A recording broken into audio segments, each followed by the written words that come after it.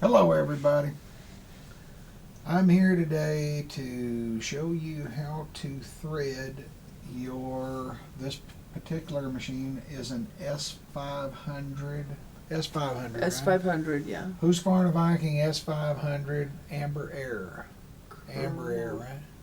Yeah, I think it's an Amber Air. Amber Air S500, yes. So we had a question about how would I thread this machine manually? Now, first off, I need to know what exactly do you mean by manually. So we're going to show two ways if your air pump's not working to put your thread through the machine. We're going to look at two different levels of severity here. First off, I want you to hope that your threading system will engage. Now, that is engaged by pushing this lever right here to the left, and then turn your hand wheel towards you, and when everything lines up, it snaps into place, and your little threading tubes go through from the right side of the machine over to the tubes in the loopers. Now, your serger comes with a little device here that is a wire threader. One end of that threader has a loop on it. Let's see, I can't tell if you can see that or not.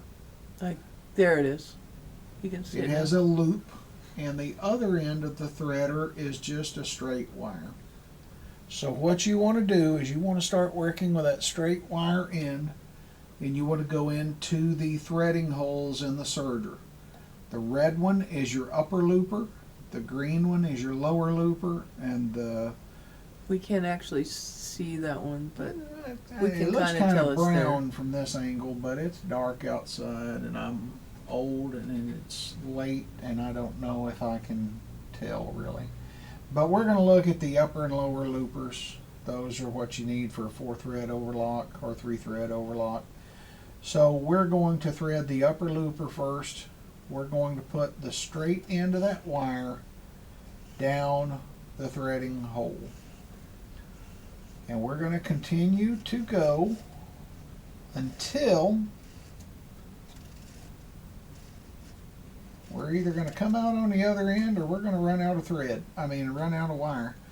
Here is my wire sticking out of my upper looper. So that wire has run through the complete threading path. Now, if I need to put a piece of thread through there, or say if I wanted to thread my machine with Woolly Nylon, or some type of decorative thread that doesn't want to go through with the air pump, now I can just put a piece of that thread through that wire, and I'll pull a little extra through there, and then we're going to pull that through. So you don't need to tie a knot or anything, you just get and a my big thread loop. comes out my looper up here, Okay. and I've just threaded the machine. Now, in the most horrible of events, your loopers, you'll be able to line everything up here, but let's say that you're unable to get your threading tubes to engage.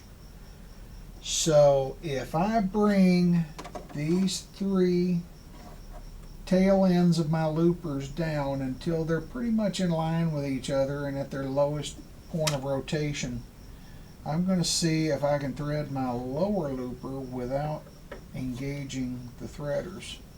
You have to use a pair of tweezers. Well, let's just see. Just Oh, saying. yep. Well, my wire's a little bent here maybe. So, can you see that? Oh, look at that. I got it to go You got across it to go there. across without the tweezers? Yes, I You're did, evil. but it's not continuing to go. It has a It has a really tight spot. What, right inside the tube? Yeah. There it went. So I just jiggled it a little bit there, and I'll keep feeding and keep feeding. And if you can see this, I can see that wire going through. Uh-oh, it's not in the tube. It popped out. It was never in there. I just thought I was lucky enough to get it to go. Okay, so Sally says we have to use tweezers. So I'll lift it up slightly here, and then I'll push.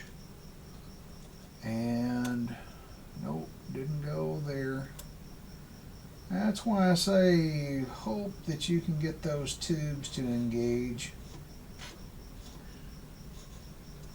because I'm having a hard time telling if I'm going into the tube on the other side or not. And it won't go any lower. So let me try one more time here. Nope, I'm outside. You got this to work? Yeah. You want me to do it? No. I'd rather you not. I recommend holding the tweezers vertically from the front to get it into the tube, because it's vertically from the front that it doesn't want to go in. There it